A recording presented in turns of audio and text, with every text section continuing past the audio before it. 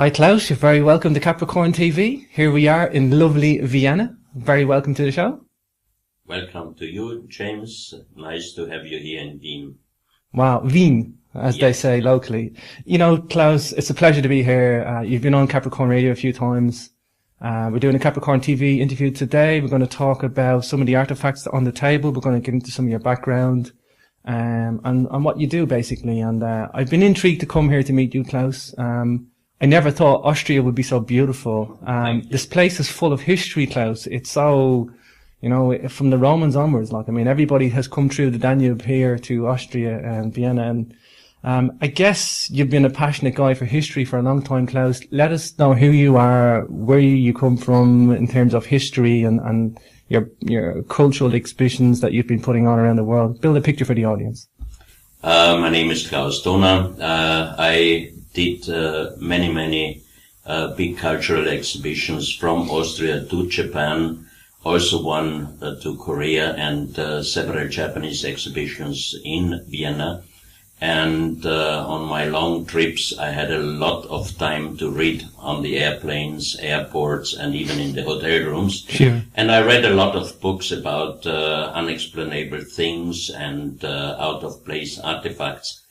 And one day I had the idea, I was a big skeptic, and still I'm a skeptic, and you must be skeptical. I had the idea, why not trying to get some of these unexplainable artifacts to Vienna and display them on an exhibition. Then I started with my friend Reinhard Habeck, 1997. We did research and we could find around 350 artifacts which are displayed or in museums, because we just wanted to have artifacts from museums. And a friend of mine, a museum director, he wrote lending requests to all these museums worldwide. And out of 356 requests, we got only one agreement to be able to get this artifact for the exhibition. So we had only left 1.5 years until the scheduled opening of the exhibition. Then we started to do our research by ourselves. We traveled to South America, to Mexico, to North America, in Europe, and finally in 1.5 years we could find 470 very strange artifacts which we showed to the public in 2001 in the exhibition Unsolved Mysteries in Vienna. Wow. And since that, while researching, I had so many very strange, sometimes mysterious experiences that I got more and more into these fields. And since 2001, I found many more interesting places, interesting artifacts worldwide. And the search still is going on. And the more we find, the more answers, the more questions are rising up about our history. Do you find more research that you do as more time goes on, the more people come forward and they bring attention to you, different artifacts and different information that you wouldn't be aware of? Yes. The plot thickens, as they say. Yes. Okay, so you've gone from Japan, Ecuador, Bolivia, you've concentrated in these areas. We're going to get into some of that information because this is important. There's many mysteries there, Klaus. I wanted to talk about, you have also a new technology that you use. This is very interesting. We've spoke a few times about this, but for the listeners, I know there's some of information you're not going to be able to give away, but industrial secrets, as they say. But yes. But tell us a little bit what the technology can do, the benefits of archaeology, really. That's what I'm trying to enlighten to the public. A friend of mine invented several years ago a new technology which makes him able to scan any place worldwide for archaeological sites or archaeological places. And we found already many of them, and I hope that we can be accepted by the official science, because I'm quite sure we could help the international archaeologists a lot to find really unknown cities, unknown places, and unknown archaeological sites. Of course, places like Iraq and Egypt are covered in desert sands, and they weren't at one point. They were vibrant cities all across the Tigris, Euphrates, and the Nile. Of course, places are buried in the sand. The benefit of this technology would be perfect, really, for. Oh, we have already several very interesting looking sites in Egypt, also in Libya, but also in several other countries. I think Gilgamesh, the body of Gilgamesh in Egypt or in Iraq, they were searching with a new technology there because there's some sort of an iron compound that they use as well. So there's new technologies that are abound. Okay, so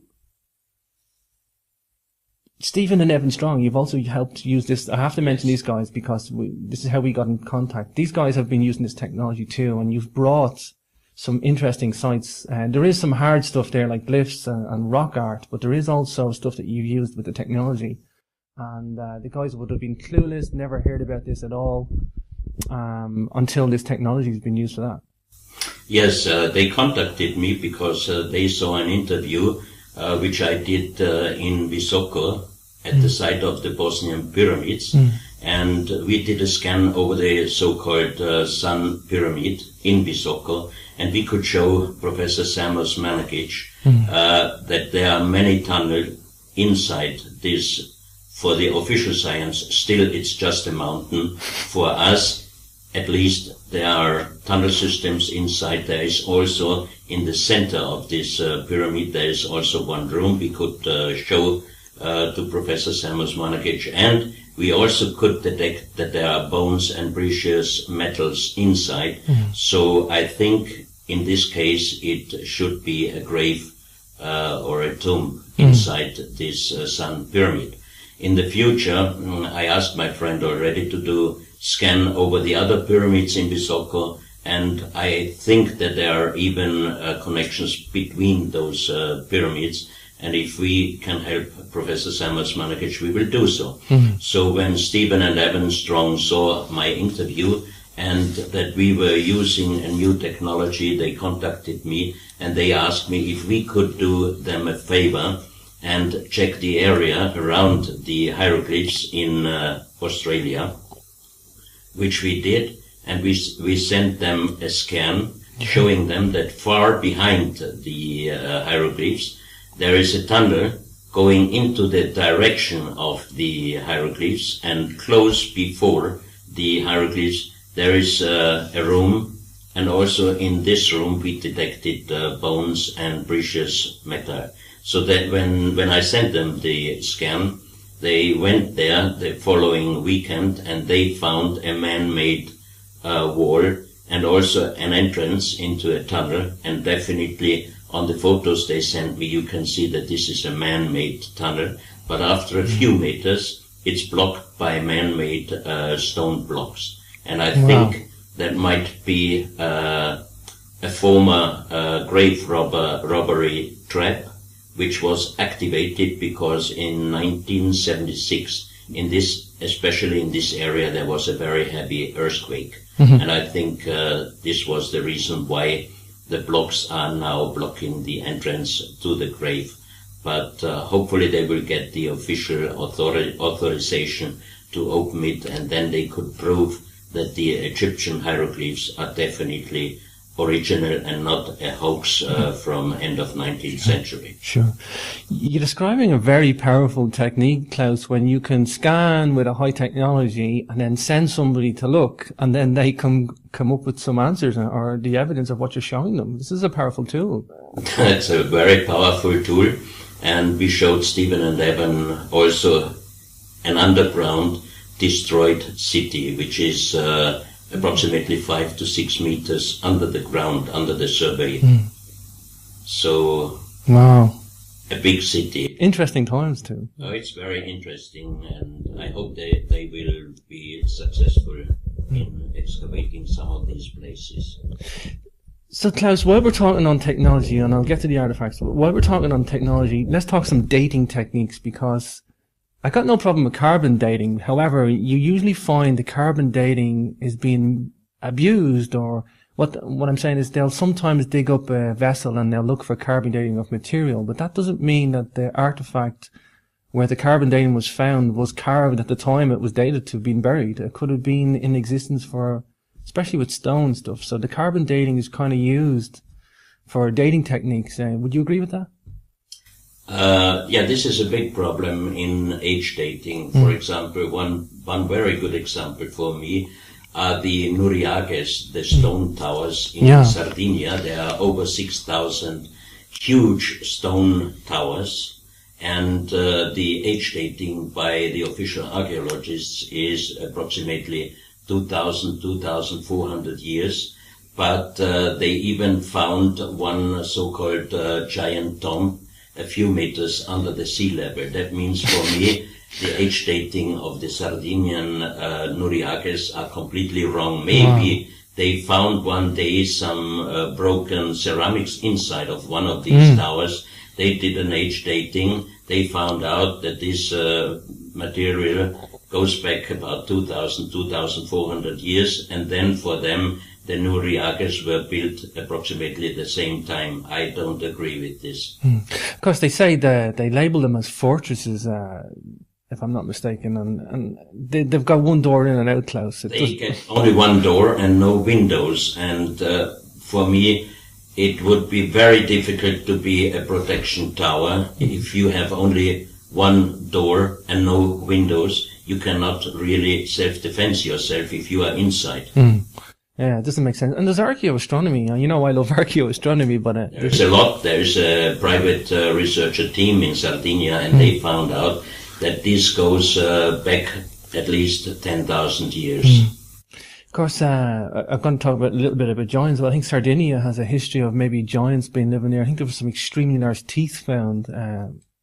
That's why I was very much interested in Sardinia, most of all, because there are many so-called giant tombs, also made with huge stone blocks, which is quite difficult even in our days to do something like this. And as I mentioned before, they found even one giant tomb under the sea level. That means must be very old. And I had a meeting with some very old gentlemen in a small village, and they told me that before the Second World War, the military opened some of these giant tombs and they took away human skeletons with the size of approximately 3 meters.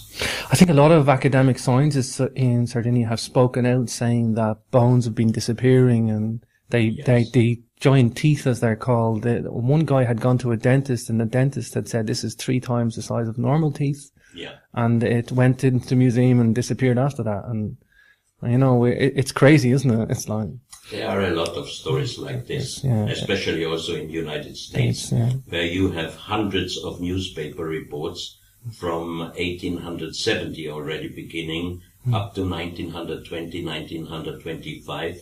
And all those reports are writing exactly who was the archaeologist who was doing the excavation, where was the place, what did they find, and all of these newspapers were writing that they took out some oversized human skeletons from 2.6 meters, even more than 3 meters. Wow. And even there were some reports that some of these skulls had double row teeth. Double rows. So, and most of these reports are ending, the skeletons were brought to the Smithsonian Institution.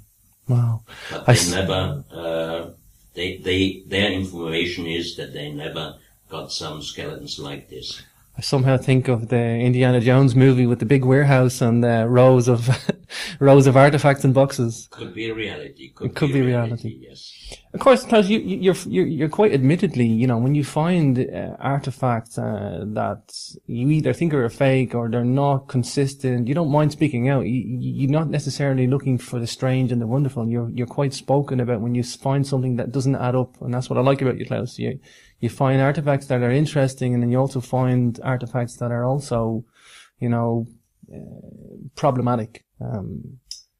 Well, there are several of them. For example, in the United States, There is one collection. I got the book from a friend of mine several years ago, and when I saw who was writing this book, he was a very famous anthropologist, high decorated. He was working for the National Geographic and Smithsonian Institution, and he was showing some pictures of very, very incredible, interesting artifacts and human or human-like skeletons.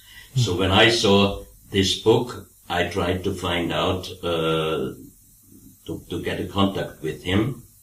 And finally, it was not easy, but finally I could get in contact with his wife, because he passed away already. And we were invited to her house, and she showed me some of the originals. And she told me that her husband found them, etc. These are all originals. And later on, I took out my special loupe, my special optical glasses, which I was using on the checkings, on the paintings after a long transport by airplane, if there is a new scratch or something like this. And I saw on two of these artifacts a kind of textile structure, but you only could see it with very special glasses. And after that, I asked the lady again, these are all originals, and she said yes. And then I asked her to put on my glasses and check the textile structure, and I told her nature is not doing like this. And finally she said, yes, they are original because my husband made them. And if I wouldn't have used my special glasses, I would have 100% believed that these are original artifacts. So you have to be very, very careful in search of these artifacts, because there are very, very good fakes on the market or in private collections. And my problem is that the most important pieces are in private collections, because they are not accepted by the official science. So that means they are in private collections, and they were found by private researchers. So that's the big problem, that the official science does not want to check really those pieces and prove that these are not fakes. I've been looking into the crystal lenses before, and I know you're familiar with the Viking lenses, and I think, not necessarily that they're fake, but they might have been robbed from another civilization, or there's a lot of problems with the Viking crystal lenses. Yes. It's a good example as well, I think. So, just on structures, I know you're good friends with Michael Tellinger. You've been down in South Africa. Tell us about the structures down there. I find these incredibly interesting. You can look at a lot of them on Google Earth as well. I know yourself and Michael have been down investigating. There's some incredibly strange anomalies with these places down there. I was 3 times in South Africa, and I visited together with Michael Tellinger many of those places. There are 100,000 of huge stone circles. For the official archaeologists, these are cow storages, but many of those circles or stone circles are closed. So I would just wonder, how can cows go into a stone circle storage if there's no door? And one other thing is that most of these stone circles, you only can see a little bit over the surface. That means for me, they must go down at least 1.5 or even 2 meters under the soil, under the ground. And why the official archaeologists of South Africa are not doing some excavations? Maybe they could find very interesting artifacts, or even the big question is, if all those 100,000 of stone circles were cow storages, where are the buildings or the rest of the buildings of the people who owned the cows? I mean, Michael Tellinger is a very, very serious researcher, and he did with official scientists a lot of researches on the spot, and they found out that these stone circles are creating sound and energy and heat even. Well, yeah. And of course, in nighttime, the temperature inside the stone circles is higher than outside, So that means that's a reason why animals, Flock they can sense much more than we human can do. They are going for sleeping inside the stone circles because it's warmer to lay down there. It's natural to do. But that's not for me the explanation that these are cow storages. No. Yeah, I usually find that you get like an extraordinary explanation to explain away these structures. I know you've looked at the Mongolian pyramidal structures, and there's artifacts associated with them. What's the verdict on them? Do we know exactly much more about them, or? Yes, also a few years ago, I received a few photographs from a Chinese archaeologist from southern Mongolia, round pyramids structures. And this is the area where the Chinese archaeologists found many pieces made out of jade. Very strange artifacts, and they say that those artifacts belongs to the Hongshan culture, which goes back approximately 4,000 years. Even 4,000 years old man-made wonderful jade pieces for me are raising the question, how did they do the carving? Because jade, as you know, is very, very hard. And a few months ago, I got a contact from a Korean artist from Munich, and she informed me about a researcher in Korea who has hundreds of photos of other jade figurines, statues, which are from small up to 30, 40 centimeters, and all made out of jade. Beautiful, but sometimes very strange artifacts. And they are dated by this researcher and some of his colleagues at least older than 8,000 years. Older than 8,000 years, and many of them were found in tombs, in graves underground. And the strange thing is that those artifacts are painted with a black color, and they could not yet found out what kind of color they used to paint it black. And this researcher wrote a very, very interesting book with many photographs, and he sent it to me. It's in English, and he calls this culture Mago culture, and it goes concerning him definitely back in time 8,000, at least 8,000 years. So we are talking about a civilization which is older than the oldest known high civilization, 6,000 years. So it's older, at least 2 or 3 or even more thousands of years. And then again the question, what kind of culture was it? And my question was, why did they paint those artifacts with a black color? And then I remembered the Moais in Easter Island. They are also black material. And this Korean researcher thinks that those artifacts are connected with the sunken continent Lemuria or Mu. Wow. And if so, then it's very interesting. Easter Island, you have black statues, and you have also in parts of Korea, China, and especially Mongolia, you find also black painted statues, wow, which are very strange. And for me, interesting is that some of the Moais, they are now doing excavations because they found out that some of the statues are going even deeper down into the earth for several meters, and they did already some excavations.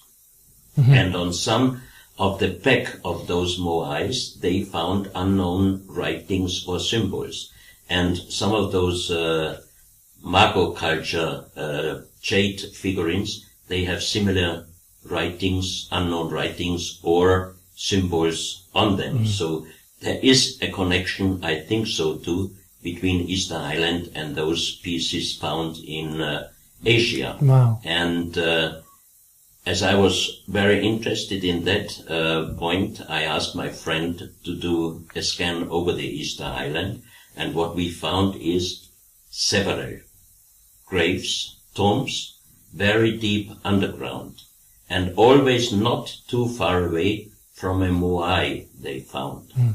So we are trying now to get in contact with the archaeologists who are doing the excavations at the Moais, and if they believe us, and this is the biggest problem, then we could give them at least one position, and they could do scientific research and doing an excavation there. Wow. And Thor Heyerdahl, when he was first time on his first expedition on the Easter Island, 1956, he wrote in his book that the old people there, the indigenous people, told him that long time ago they buried the kings on their island. And that means for me, kings, first of all, it would be interesting what kind of skeletons could we find in the tombs. But what my friend also detected is precious stones, bones, and precious material.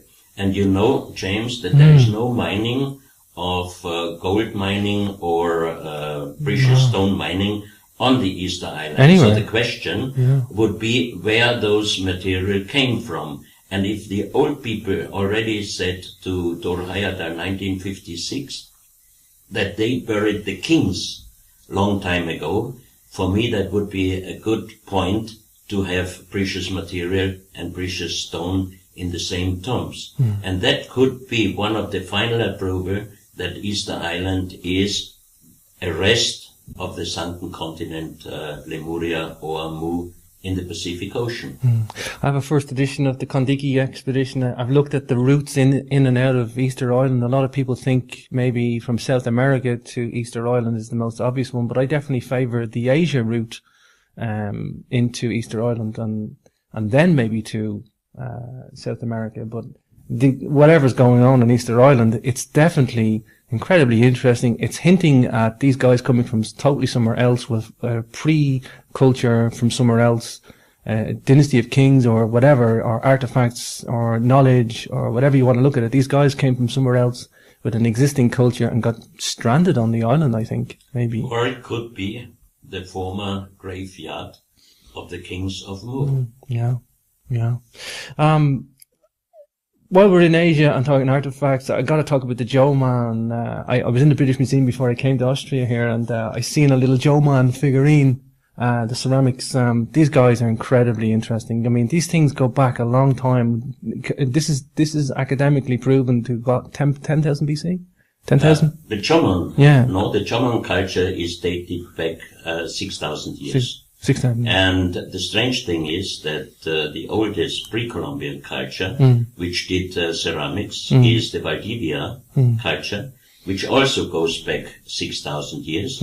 And I saw vases or pots from Choman culture and also from Valdivia culture. And if you put those pots or vases together, you cannot find the difference. Wow. And the next point, which might have been a connection between Japan and South America, are the stone monuments, because you know Sacsayhuaman, Pumapunku, all these places with the very huge stone blocks buildings, and the Yonaguni. Wow. Yonaguni, the very huge man-made stone structure under the sea level in Iseki Island, which is the southeast Japanese island, very close to Taiwan.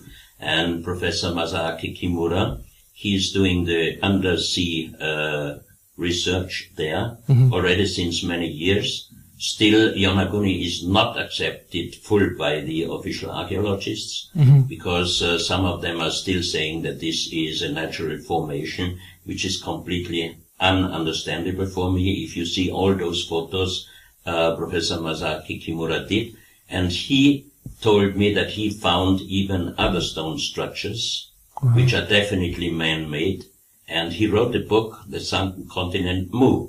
And in this book he wrote that he thinks, because of his research, from the northeast former Japanese island, the Sakhalin Islands, which are now belonging to Russia, until far down after Taiwan that there was once a long continent, which he thinks that could have been moved. That's why he wrote the book. And when I presented 2001 several artifacts from La Mana in Ecuador, there is one stone, it's 350 kilo granite stone, quartz granite, and you have an end-carving on this stone of the world map, and you can see countries like Italy, Greek, the Mediterranean.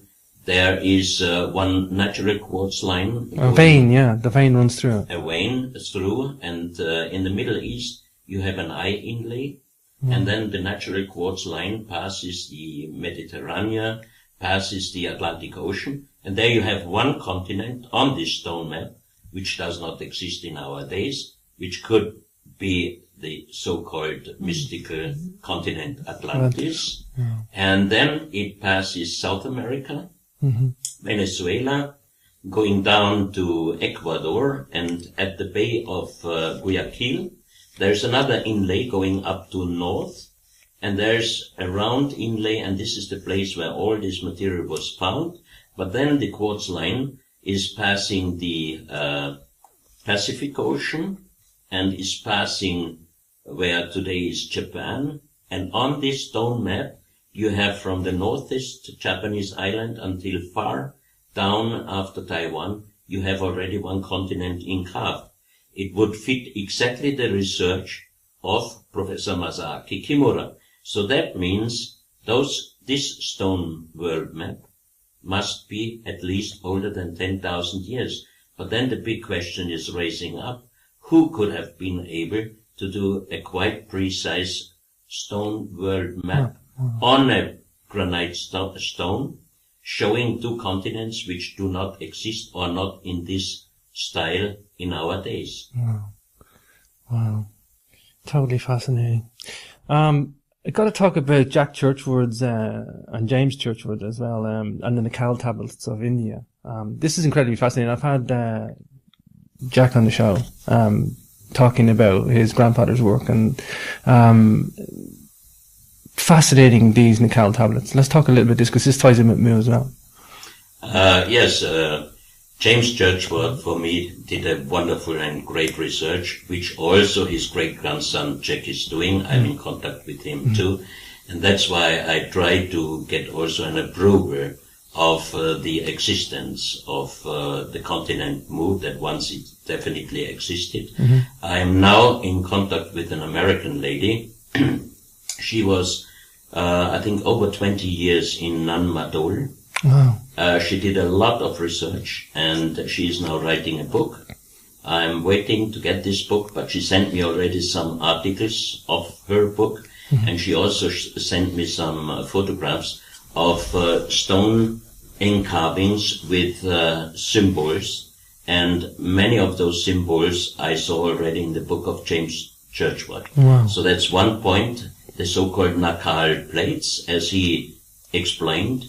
And I'm still researching on the ceramic or terracotta plates, which were found at the end of 20th century by William Niven. William Niven was a British mineralogist living in United States, and he was searching for new minerals in Mexico.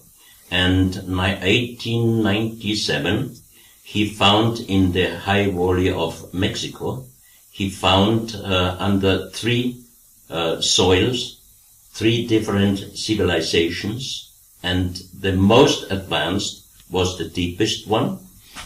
And many of those jade figurines, for example, they had Asian faces. Wow. And over this third underground finding area, there was volcano ash, and the last big volcano explosion was about at least 12,000 years ago. So we are talking here also again about a very old, high advanced civilization. And William Niven found over 3,000 plates with symbols, which were exactly the same like James Churchward saw on the Nakal plates in India.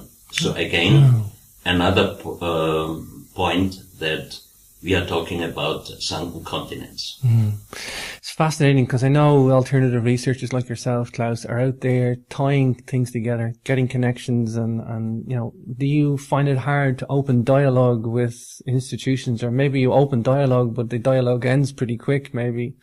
This is a problem because you cannot talk with a specialist of pre-Columbian culture about Egyptian culture and vice versa. But I think there are so many similarities. And for me, every artifact is a kind of puzzle.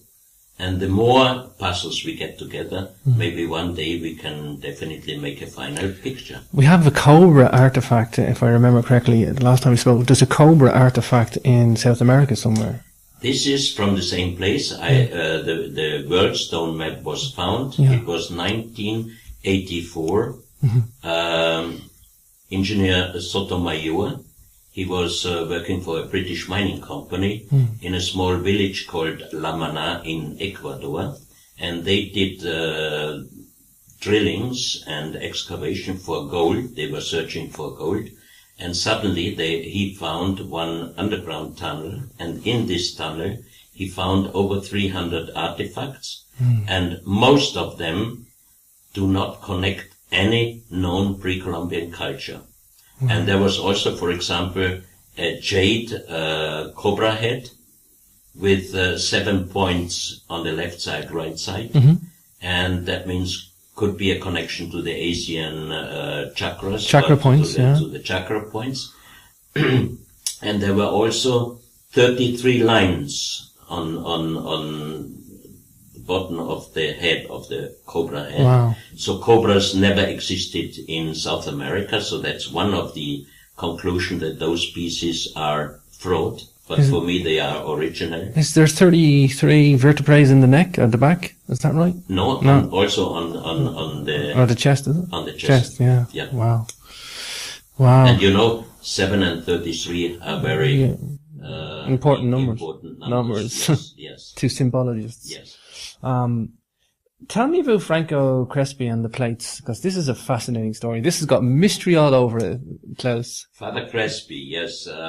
Father Crespi was Italian-born priest, working many years in Ecuador as a missionary with the indigenous tribes in the jungle area, Amazon area. And there are also the famous Cuevas de los Tallos. It's a huge underground tunnel system. And Juan Moritz, he was Hungarian, but grown up in Argentina, and he did a lot of research in Ecuador.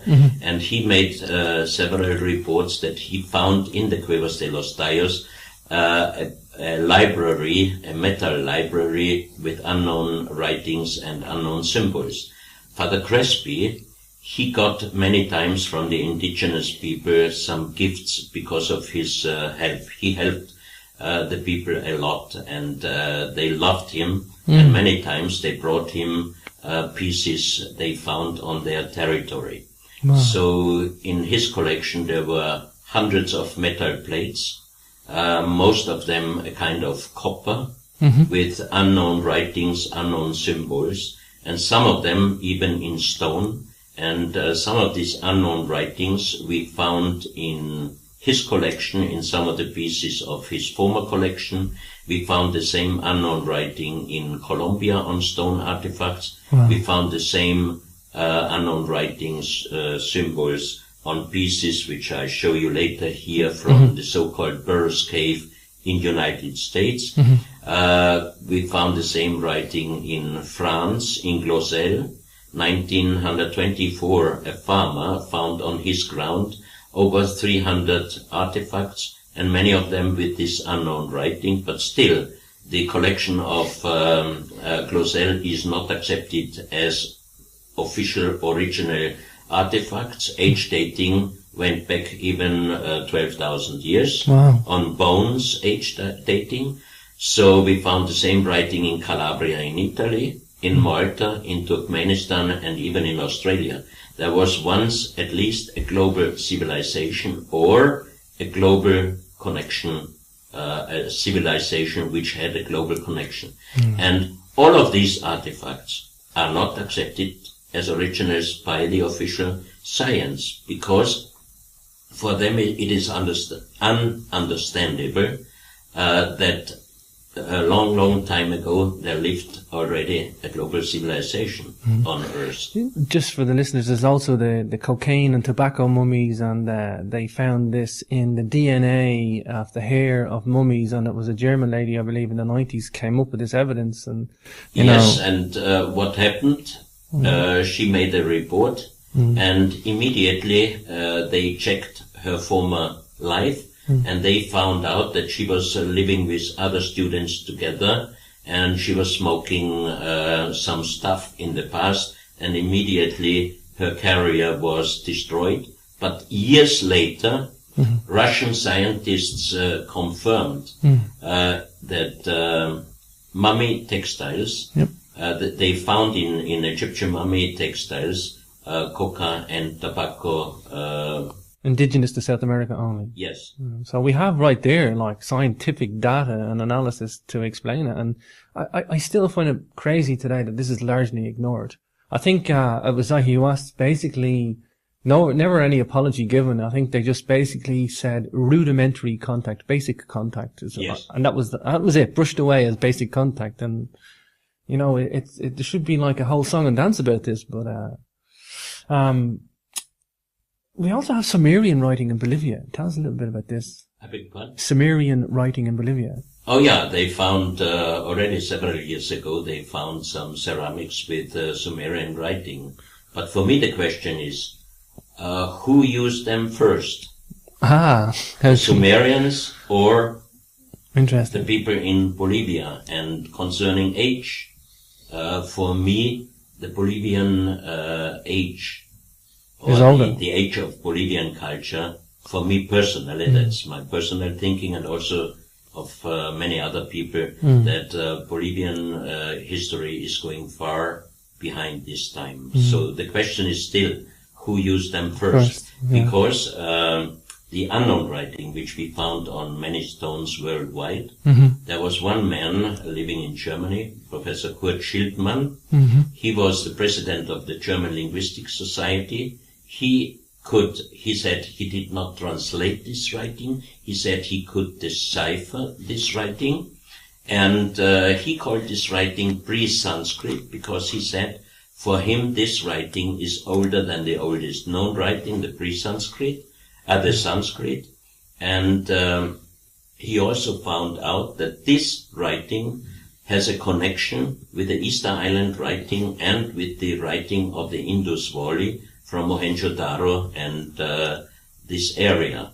So, you know that we have one story, for example, in the Bible. It says, until they built the Tower of Babel, they all spoke one language. So maybe this was the first writing at the beginning, and some of them used some rune style letters, some other used some Greek alphabetic style letters. So maybe it was the real first writing, and then it was spreading in other writings. Could be, but I think there is a lot still to do for the experts on ancient writings. For me, Bolivia, definitely, probably 12,000 to 15,000 years. Arthur Poznański, the Polish engineer, he spent a lot of time at the Kalasasi Temple, and he was not a Polish, he was German. German, sorry, my mistake. Was a German. He's often referred to as being Polish, though. Yeah. Wow. Maybe his ancestors. Maybe a Polish name living in Germany, perhaps. Could be. Wow. But he spent nearly his whole. He was a good businessman, and he spent a lot of his time on conservation of many places in Bolivia, because you know that they took many of the stones for street construction or for building construction, but he did a lot to preserve.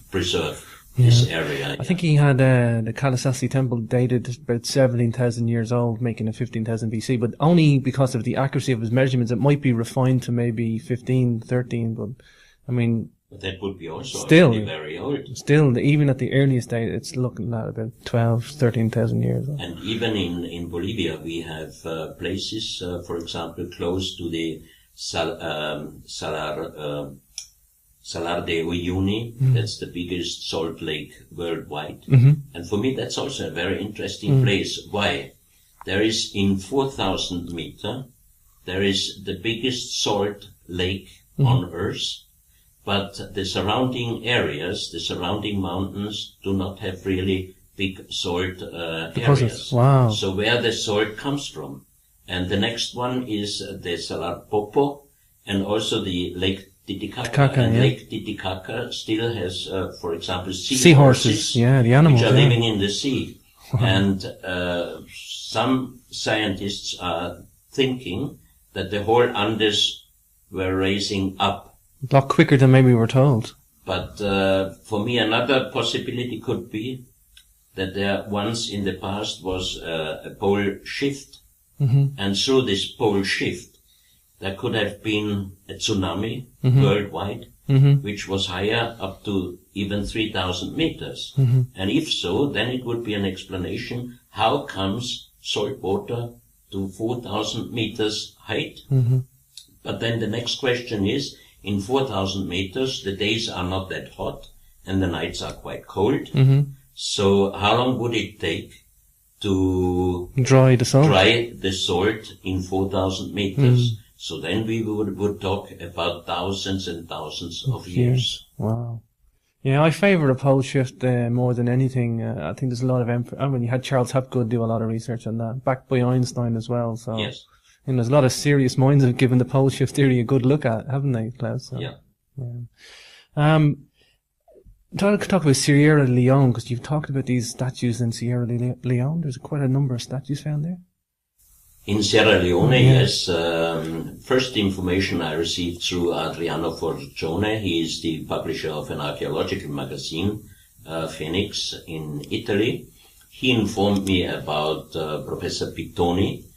Professor Pittoni was a great geologist, and he was working worldwide in the past, and also he was working in Sierra Leone for an Italian company for diamond excavations. And he was interested always in legends and the mythology of each country where he was working. And he heard the story there that Allah, they are Muslims there, that Allah got angry on some of his angels and he petrified them and he threw them to earth. He took the sky, petrified it, threw it to the earth, and he also took the stars and threw them to the earth. And while the diamond excavation there, he found always in a certain deepness, in different deepness, they excavated some stone figurines. Some of them made out by sandstone and some of them made out by granite. Very wonderful statues, but very strange ones. And as he passed away, unfortunately, as he was a geologist, he always took some organic material close to the finding of each of the stone statues. And he found out that the newest made ones were dating up to about 2,500, 3,000 meters. And the oldest one, and also for me the most interesting one, was made out by sandstone. It looks, for me, it's about this size, and it looks like a T-Rex. Wow. From Jurassic. Yeah. Wow. And the strange thing was, the age dating is approximately on organic material, which was found together with this statue, 17,000 years. And when Professor Pittoni found this figurine, it made a strange noise, so there must have been something inside. So he did X-ray from all sides of this statue, and he saw a hollow room inside with a round ball, but he didn't know what this ball is. And he also could see on the X-ray that once there was an entrance here, In the belly. and it was closed, no, on the front, where the stomach is, and it was closed so perfectly that from the surface you couldn't see that there once was an entrance. But through the X-ray, you could see exactly, and he asked a specialist to open him exactly here, and he took out this former closing block piece, and inside was a metal piece.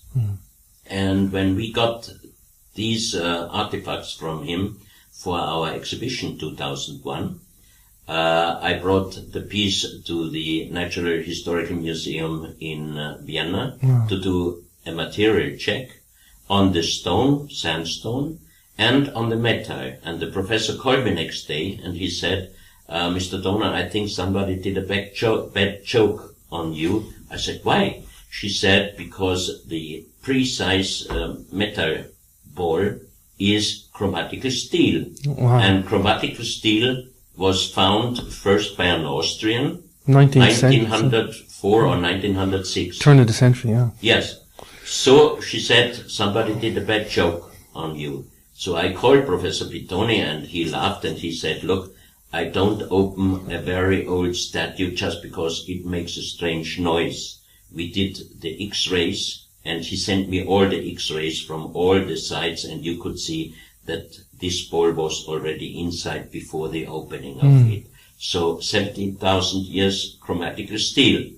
That's another big question to the science. Who could have been able to do some material which we found out first time in the last century? Wow.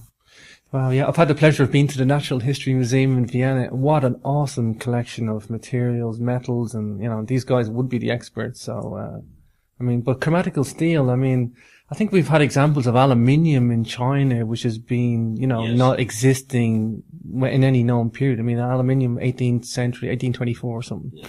But again, coming back to the pieces, to the nomolis, some of these nomolis, they are even this size and very strange, precise made. For example, you see one black African sitting on an elephant. If you would compare the size of the elephant and the size of the person sitting on it, we raise again up to approximately 6-7 meters. Wow. Maybe it's connected with former giants. Could be. You have in Ireland, you have the story about a legend about a black giant was coming to Ireland. I don't know if you know No, this I do. legend. I try to find it for you in my files. Yeah. And some of those statues, they have the face of a reptile and the body of human. That's again a very interesting thing. And the next thing is connected with the legend of the petrified sky. He also found, always in different layers, he found sky blue rocks from small pieces until big pieces. And he gave us also some of these rocks for our exhibition. It's really a wonderful sky blue color. And we did also material check at the Natural Historical Museum. And the result is that it is not a normal stone. It is man-made. Ceramics. No, it's not ceramic. It looks like a stone, like a kalk stone. Wow. But a wonderful blue color. Wow. And it was not able yet to find out what kind of color they used to make these blue stones. Crazy. So the legend of the petrified sky, man-made blue stones, the man-made stone statues, and the skies says the diamonds are the petrified skies. So a very interesting legend, but what kind of civilization did all those pieces? It's a big question. Well, chromatic steel is, as you say, is like employing high science, high technology, metallurgy. Yes. So, wow, incredibly interesting. Klaus, I'm going to talk about one more artifact, and I'm going to take a break, and we're going to look at these artifacts after the break. And I just want to talk about this. Well, a couple of artifacts. The pyramid with this all-seeing eye and the layers. You've shown this on black light before. That's again one of the pieces from La Mana, from Ecuador. Incredibly interesting, this, Klaus. Tell us about this. Yes, it's 27 centimeters high, the pyramid. It has 13 steps. And an eye inlay. The color of the stone eye inlay is gray, but when you put ultraviolet light on it, the eye looks very, very brightly, and it looks like the astronomers did some photos of the so-called the Eye of God in a star constellation, another constellation, and it looks a little bit like this, so very strange. And on the bottom of this small pyramid, you have exactly the same writings like we found worldwide on stones, and the translation by Professor Schildmann was the Son of the Creator comes.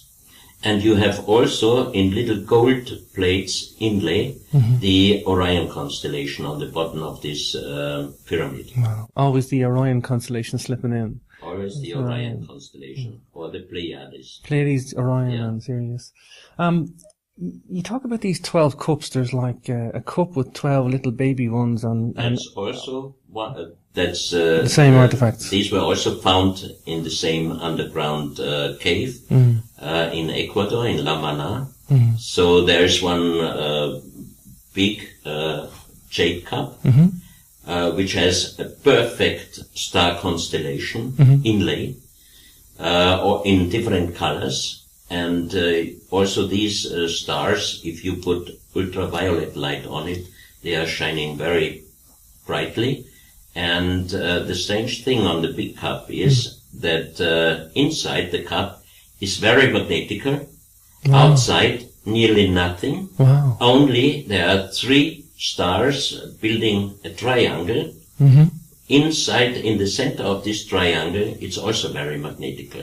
And I talked with many geologists, and they said it's impossible if a jade cup includes some iron material, it must be same magnetically from both sides. But this big cup is only inside very magnetically, and outside nearly nothing, only in the center of these 3 Doesn't stars. Make sense. And there are also 12 little cups, and you can see that they are handmade. And on each cup is a kind of number which looks like the Mayan numbers, but it's a little bit different. And you can see that each of the little cup has a little different size. But we fill them up completely with water, and then carefully we put the little cup of water inside the big cup. And finally, when you finish with the 12th one, the big cup is again completely precise, filled with water. So how did they do that? Wow. Very, very, very clever work. Wow. Employing good knowledge of weights, measures, and volume, and you know. And another very interesting piece from the same finding is a hard form stone. The color of the stone is brown, and suddenly in the center of the hard form, the color of the stone changes to black, and it's a little bit damaged, but you can see a human face with long hair, with closed eyes, and with a long beard. And many people to whom I showed big pictures of this piece, they immediately said, it looks like the Shroud of Turin, the face of Jesus Christ. So I would say now we have one big cup and we have 12 little cups. Wow. We have one hard form stone with a face which looks like the face of Jesus Christ on the Shroud of Turin. Then you have one big stone block with a world map showing two continents which do not exist or not existing in this form in our days. And on this world stone map, you have an eye inlay in the Middle East, approximately where there is Israel, Syria in this area.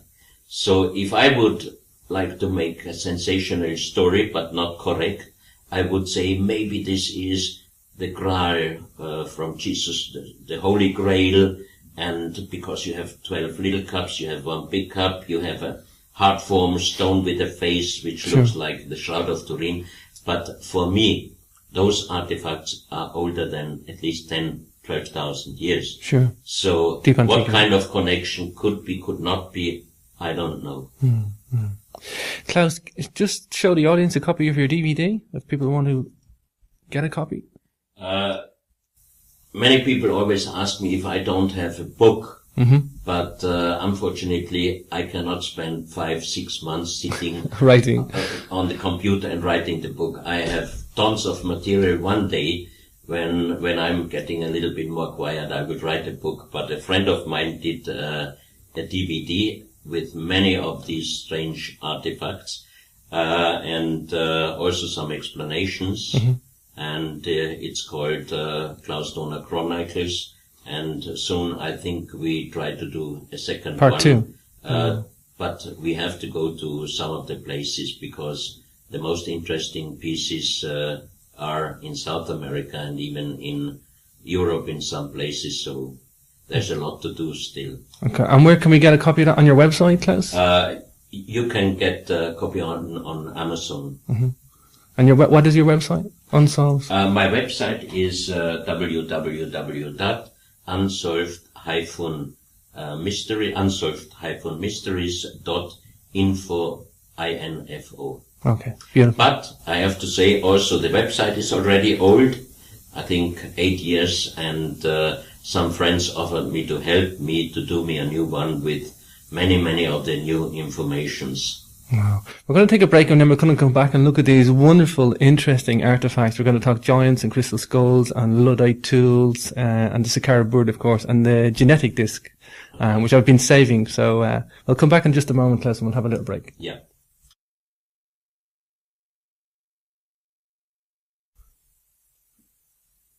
Hi, Klaus. You're very welcome back to Capricorn TV. Here we are again, and we're going to talk about the artifacts we've been looking at on the table. I think as an anthropomorphic discussion, the skull and the bones is probably something the most interesting to jump into. We were talking about giants earlier. Yeah. We have two incredible bones sitting on the table, which I've had the previous examination of before the show, and I start with the heel bone. I think this is incredible, Klaus. Yeah, several years ago, I saw on a Brazilian website an information about Father Carlos Vaca, a priest from Ecuador, that he found 1964 the broken bones of a human giant with the size of 7.6 meter. So I thought, I had the feeling there is something reality behind this information, because there's a lot of wrong information also on internet. So I tried to get a contact with Father Carlos Vaca. It took me several years, and on one of my trips to Ecuador, we visited the province Loja, because in the report there was only written that Father Carlos Vaca from Loja. And I didn't know at that time that Loja is a province and also the capital city. So we went to Loja. And we arrived late in the evening. I didn't find the hotel which I was supposed to stay, so we just stopped at a place. And after taking a shower, I went to the lobby and I asked the lady there if she knows a Father Carlos Vaca. And she said no, she doesn't know, but there is an office from the Franciscan church next to the church, and they have all the data from all the priests in Ecuador. So I went next morning 9 o'clock there, and we asked if they can tell us where I can find Father Carlos Vaca. The lady there, she didn't know the name, so I thought maybe it was a hoax on the internet. But she said she will search for it, and after a while she came back and she said, yes, she found him. But she has to inform us that he passed away exactly 1 month before. Oh my God. So I asked her if she knows where he was working, and she said, yeah, he worked the last years in the hospital in Locha. So we went there, and I asked if they can give me some information about Father Carlos Vaca. And no coincidence, the man there said, oh, there were about 50 taxis outside.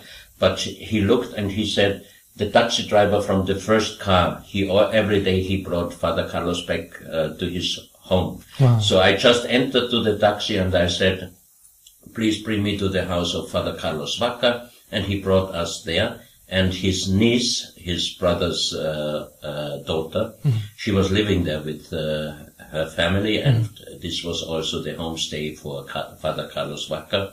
And she said, yes. She invited us for a coffee, and she told us that her uncle passed away a month ago. And then she showed us a lot of bones which he found 1964 on a place which is called in the indigenous, in the Aymara language since ever, the Cemetery of the Giants. It's a very, very tiny valley in the south of the province Locha. And one night there was a heavy thunderstorm, and a part of this so-called Cemetery of the Giants was broken down. And next morning they saw a lot of broken bones, but very big ones.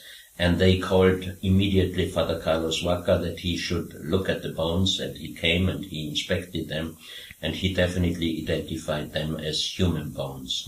And this human must have been the size, must have had the size of 7.6 meters. So I asked them if I can bring some of the bones for research to Vienna. One of them could be identified, this one, as a human heel bone. But there even some experts did a comparison with normal human heel bone and this one. They said it looks exactly the same, but it's impossible because this is 5 times bigger. 5 times bigger. And also this bone was identified, it looks like a human os occipitale, which we have too under our skull, that we are able to move the So we rotate the skull balanced on these two bones. Also 5 times bigger. But we also found a documentation from Chiesa de Leon. He was a historian for the conquistadors, and he wrote 1573, I think it was. He wrote in one of his documentation, today we found at the coast of Esmeraldas, which is the Pacific Ocean Ecuadorian coast, we found today several human skeletons. They were 5 times bigger than we were. Wow. So if you calculate that the Spanish guy at this time was about 150, 160 centimeters, multiply 5, you reach over 7.5 meters. And an interesting photo I received from Manuel, he is an Ecuadorian researcher, and he went several times into the Cuevas de los Tallos, which I mentioned before, the huge underground tunnel system in Ecuador. And he sent me a picture of a big hole and a huge entrance from the Cuevas de los Tallos. And when I saw the picture, I saw on the right side of the entrance a huge man or human. So I called him on Skype and said, Manuel, is the right person next to the door, is this a man from the expedition? And he was laughing. He said, no, this is a wall painting. And the little black thing next to it, that's my friend, just staying next to the wall painting. Wow. And he said, this wall painting, a human, is 7.5 meters tall. So if you see this picture, and you can imagine, normal people would never ever have been able to do such a huge hole with huge entrance in the Cuevas de los Tallos. So that means it's connected with the real giants. Wow, incredibly interesting, Klaus. I've had the pleasure of holding this skull. If you show that to the audience, Klaus, it's my hands are quite big, but it does fit in the palm of the hand of myself anyway. And it's quite heavy too. It's made of quartz. Maybe just describe it and the story of how you came to possess it as well. 3 years ago, I had a conference in Germany together with Nassim Haramein, the famous physicist from Hawaii. Right. And I know him already since 2010. We are good friends, and he brought me this skull and said, I can keep this skull here, and if I do one day again an exhibition, I can display this skull. And he told me the story. A young man gave him this skull, and the story says that all the former owners who bought this skull got very bad luck, and the young guy bought this skull, and after 1 month, his fiancée passed away, so he gave this skull to Nassim, and he said he doesn't want to have this skull anymore. But of course, James, you can imagine when he told me the story, sure. Immediately I told Nassim, look, Nassim, I don't want to keep this, I don't want to own this skull. Yeah. I just keep it here. Custody. And we promise that whenever we find out where this skull belongs, we will bring him back. Because I think it's part of a grave robbery. That's why the real owners, they bought it, had a bad luck. And the skull itself has an engraving on top, which shows Quetzalcoatl, the feathered god. And also it has a crystallization here. Yes. Which I asked several geologists, and they told me this skull must have been long time under the earth. And I brought this skull to Paris to a conference where also Humboldt's man, the famous elders of the Mayan, was there. And in the evening, when I showed him this skull, he was very much impressed, and he meditated about 15 minutes. And then he told me, this is one of the most important skulls on Earth, and this skull is older than 10,000 years, which means the geologists are right if they say he must have been many thousands years under the ground. And this skull has a wonderful energy, that's what people tell me. One day I had a friend of mine coming here. He is one of the 3 European Zen masters, and he is very sensitive, feeling man, and he was sitting here in this room, and suddenly he started nipping with his feet, and I thought he's a little bit nervous, and suddenly he asked me, Klaus, what do you have in your house? And I said, what shall I have in my house? He said, you have something with a very strong energy, I can feel it. I said, I don't have anything. And suddenly I remembered maybe the skull. So I went up to my sleeping room, because he is in my sleeping room just looking to my bed. So I brought him out of the room, and he couldn't see it yet, but he said, yeah, that's it. I feel the energy is getting stronger. So when I brought the skull down here, he just said, it's incredible, wonderful, but very strong energy. He asked me, do you keep this skull at home? I said, yeah, why? It's in my sleeping room. He said, no, you are kidding. I couldn't sleep even 1 second with this skull in my room. I don't feel energy. But people who are sensitive, they can feel that this skull is really something special. Wow. And I like him, and he didn't bring me bad luck. No, He's nothing. a good friend Wow. of mine. And the promise stays, whenever someone can really help me to find out where he belongs, then he will go back. There's beautiful quartz veins in it, and the eyes are made of jade, is that correct? Yes, Humboldt's man also told me that this is the same jade they found in the tomb of Pacal in Mexico. In Palenque. Yes. Wow. Because you've looked at many skulls, haven't you, Klaus? You've been. Oh yeah, I saw many of them. And I had experiences with skulls, because I was always skeptical when some people told me the skulls, they have some informations and everything. I thought could be, could not be. And one day in Switzerland, when we had the exhibition 2004, a Russian shaman, a great lady called Nina, she went there and she asked if she can go with me after closing through the exhibition, and she can give me some more information on some of the artifacts. which she did. Mm-hmm.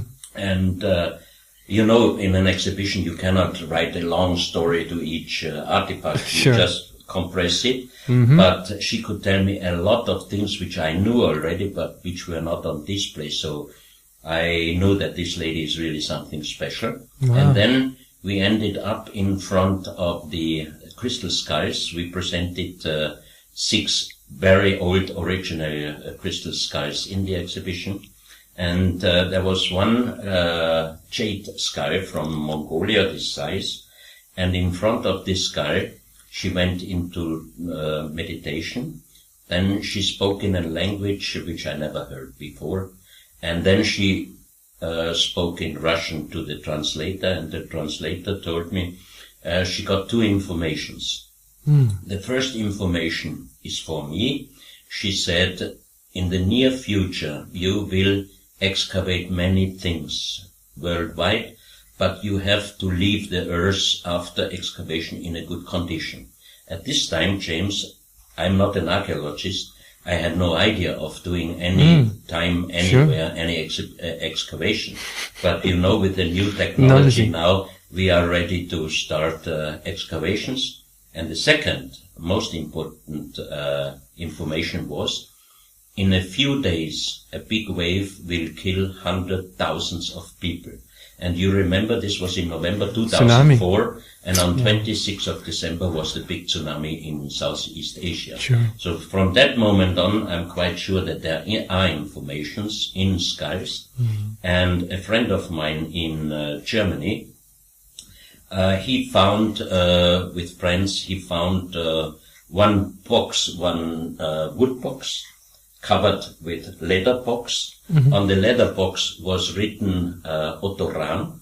Otto Rahn was a German archaeologist who worked for the German Reich, for Himmler? For Himmler, he worked for the SS. He did researches, a lot of researches in Rennes-le-Château and in Montségur, because they were searching for the Holy Grail and for the informations from the Knight Templars and the Katara. And also they found a transport list of the last train from Berlin to Prague. And on this transport list was this crystal skull. It's a clear crystal skull, 9.2 kilo, very heavy. Wow. And it was said owner Heinrich Himmler. That means that this skull was, the last owner of this skull was Himmler from the SS. And I brought this skull to Vienna, and the most famous expert on crystal work, Dr. Rudolf Distelberger, he did a check on this skull. It was just 1 month before he passed away, but as we were very good friends, he did me a check on this skull, and he said the crystal is not from South America, it's European crystal, and it's old handmade. And I think, therefore, that this skull was really in the ownership of the Knight Templars and was found by Otto Rahn because it was written his name on the letterbox. And my friend and 2 of his friends, technicians, they did some tests with this clear crystal skull. And he informed me, and he said if he would have seen it only by himself, he would have thought that he has a illusion. But what they saw, they worked with laser beams and with sound. And he said suddenly they could see 3-dimensional, a man riding on a camel coming to their direction. Then the man was looking at them. He turned around and disappeared. And the second they could see, also 3-dimensional, like holography, a lady sleeping, and the lady was opening the eyes, looked shocked at them, and then the picture disappeared also. That means, that's another sign for me that in these, or some of these crystal skulls, there are really a lot of information stored. But we don't know yet how to take these informations. But soon, when I have time to see my friend, they will do another test that I can be there, and maybe the same thing happens, something we can find out. It's very, very interesting. It's exciting.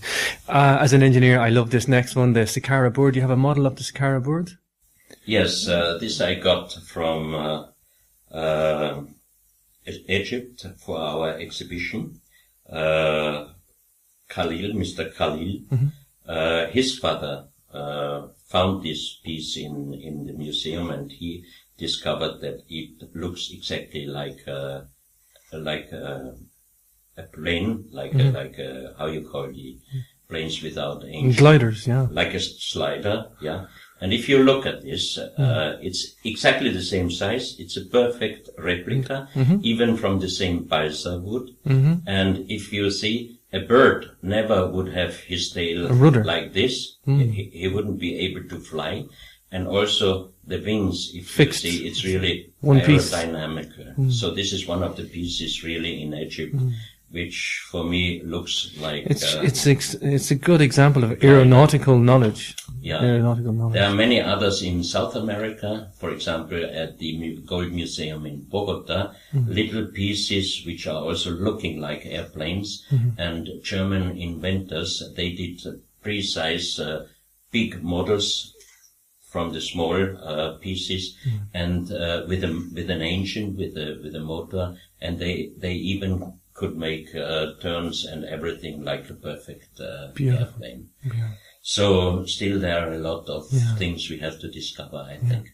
I want to talk about the genetic disc next. It's wonderful piece. Again, a replica.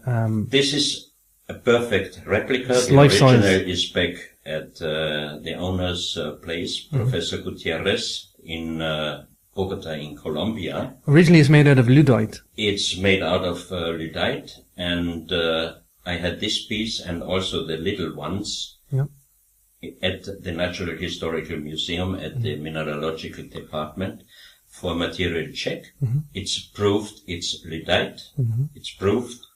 And Dr. Distelberger, he went with me there, and he said, after checking the material, he said he is happy to be here to see that the test was done, and it's definitely Luddite. Because when he checked these pieces very carefully, especially the little ones, which are designed in a perfect, most perfect way, he said he cannot tell me when these pieces were made, he cannot tell me who made it, and especially he cannot tell me how they made it. But what he could tell me is, I can tell you that we are not able to do from the same material the same pieces even with our high technology. And the interesting thing is these pieces were found already at the end of 1960, beginning of 1970. Especially this one was found by street working outside Bogota, underground. And the interesting thing is that you have on this, we call it genetical disc, you have here human egg without and human egg with spermia, and you have here spermias. That means you can see here things which you cannot see with your own eyes. You need microscope. Wow. So whoever did these things, we don't know. But all these pieces, and especially also on the other side here, you can see the fetus. Looks like human fetus. Embryos. Yeah. But the strange thing for me is you have here male and female, and also you have here male, female, and children.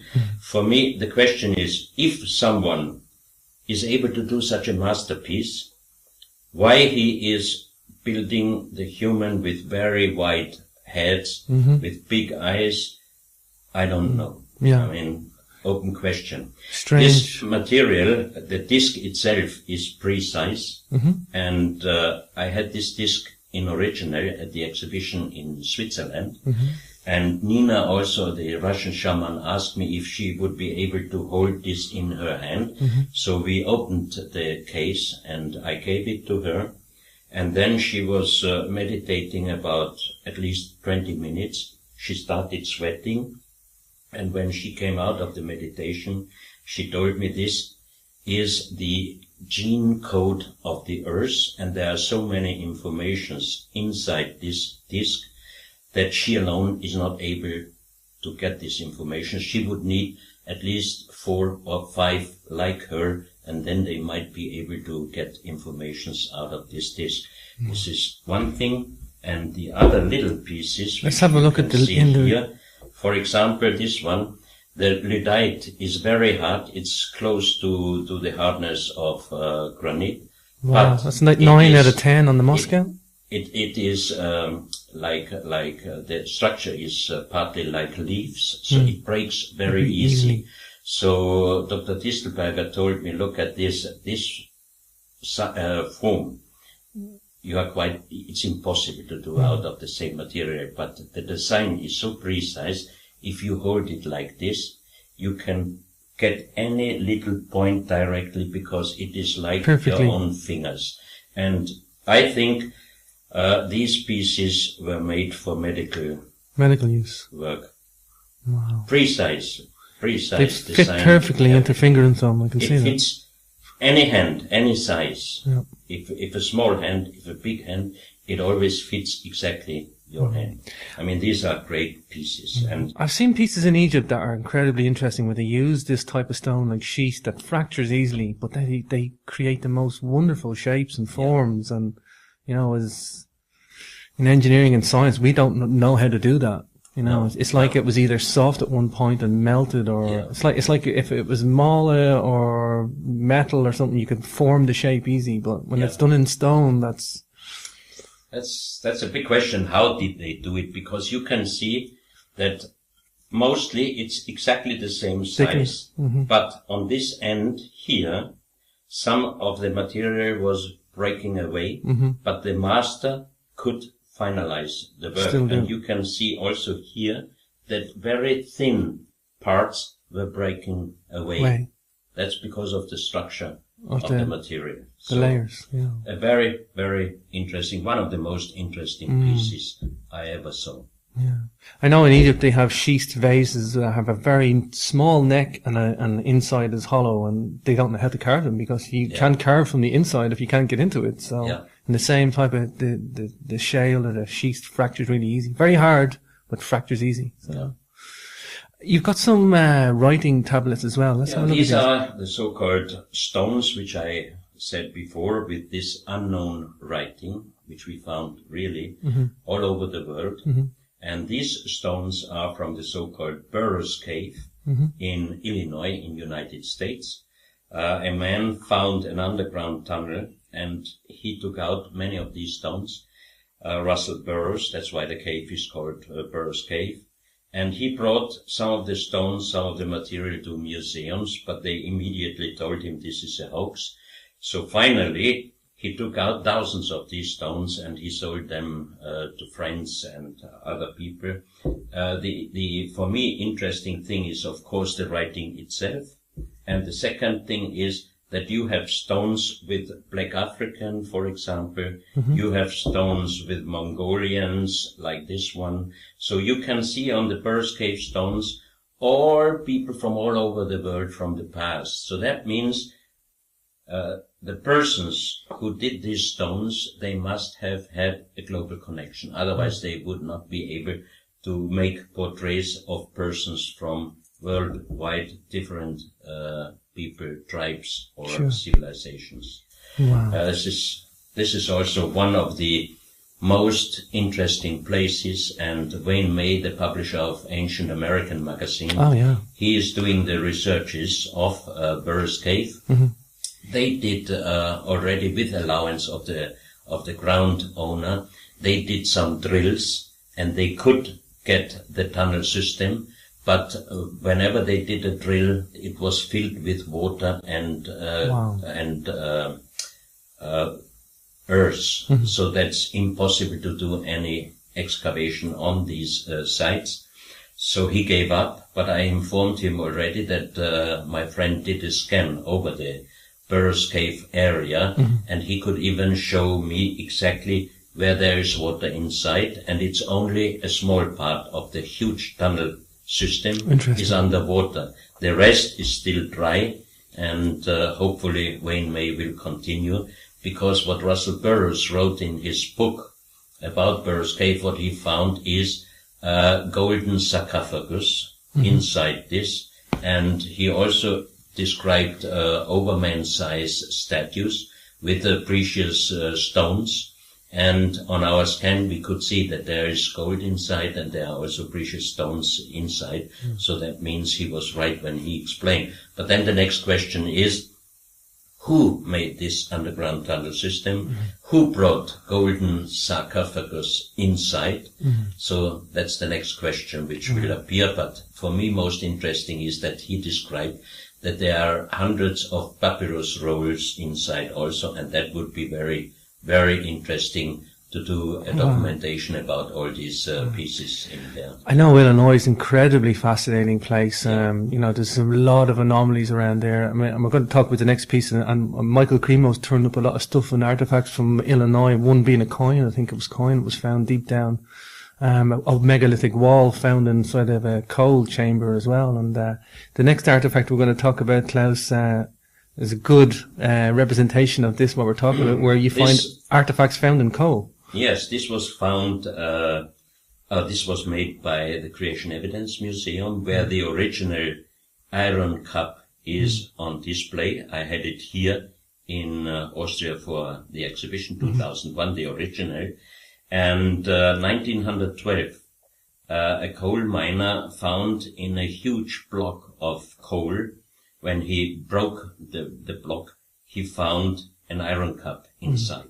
And when we had the iron cup here in Vienna, we could see exactly that the compression of the petrification of the coal even was leaving some prints inside the iron cup.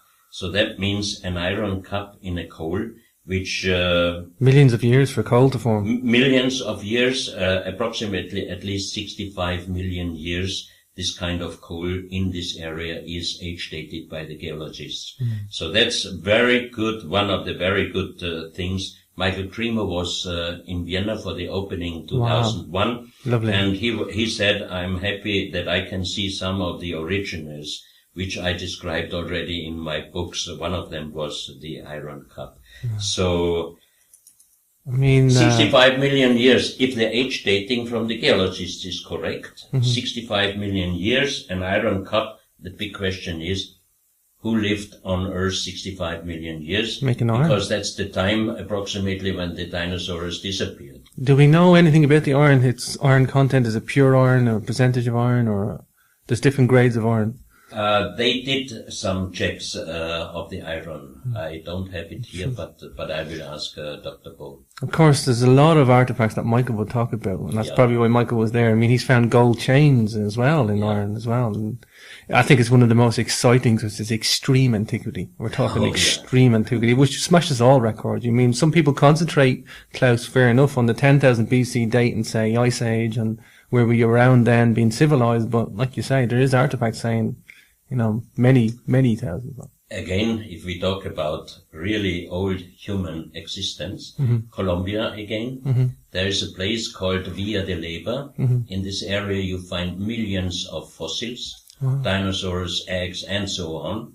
What they found there is a stone, a piece of stone, and in this stone, a petrified skeleton human hand and a petrified skeleton human foot. And in the same area, they found petrified, cultivated fruits and vegetables. And age dating of the rock formation, of this rock formation where the skeleton pieces are petrified inside, by geologists is approximately 120 to 140 million years.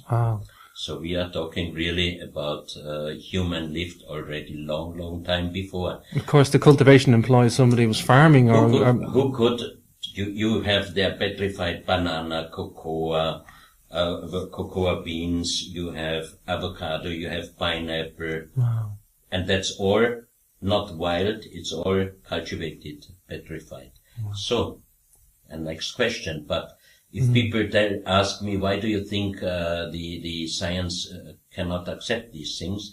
I said, because it would be too difficult to explain a missing link of, let's say, 50 million or 100 million years. What was in between? We even don't know exactly what happened before 6,000 years. So how can we talk about 65 million years or something like this? I mean, that would be too difficult. But for me, it would be one of the explanation could be that we had already several times global catastrophes on Earth, and just a few people might have survived in very high area like the Andes, like the highland of Mexico or Tibet, Himalaya, this area. Starting over again. But if some people survive in a global catastrophe, for generations and generations, they would have only one problem: where do I find food for my family? So that means nothing would be like before, and everything would start from the beginning. And what would be still in common? That's the so-called mythology or legends. And I personally think all of these legends have a very, very big percentage of reality. We just have to go more behind it. And let's talk about the giants. There is no country, no tribe, no civilization on Earth which does not have the legends about the giants and little people. Wow, for sure. Klaus, I really thank you for your time today. Before we go, I want you to show a copy of your DVD one more time, and you can give out your website. This is the DVD which you can get on Amazon. It's called Klaus Dona Chronicles, and my website is www.unsolved-mysteries.com. And James, I think if many more people are researching on the past, maybe we can find out a lot what we could learn from the past and what we should do better in the future. Because if we continue our lifestyle, we destroy ourselves. It's a nice way to finish the note. I think, yeah, if everybody can get out and do some research and get involved and explore, the world, there's plenty still there to discover, Klaus. And I love to give informations, but because that's the only way to get informations, give and take. Give and take. So for any information, I'm very thankful. Wow. Thank you for your time today, Klaus. It's been a pleasure. Thank you very much, James. It was great talking to you. You too, brother. Hi, Klaus. Here we are outside the Imperial Palace, home of some of the most awesome treasures I've ever seen.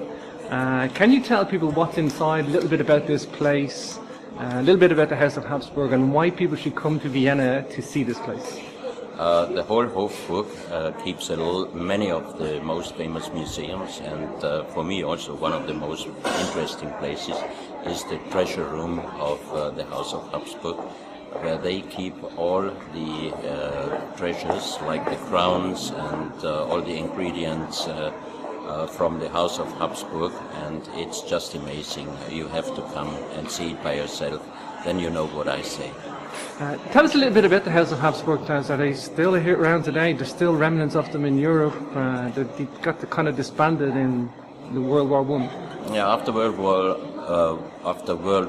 I, the Habsburg Empire was broken, so all the different kingdoms of the House of Habsburg were separated into Czech Republic, Hungary, and all the others. And still members of the House of Habsburg are living in Austria. The historian of the family, the great-grandson of the famous Emperor Franz Joseph I and Elizabeth, so-called Sissi, Archduke Michael, he went with me for the opening of the Habsburg exhibition, which I did 1992 in Tokyo, and it was a great success, and we are, from that time on, we are very good friends. Wow.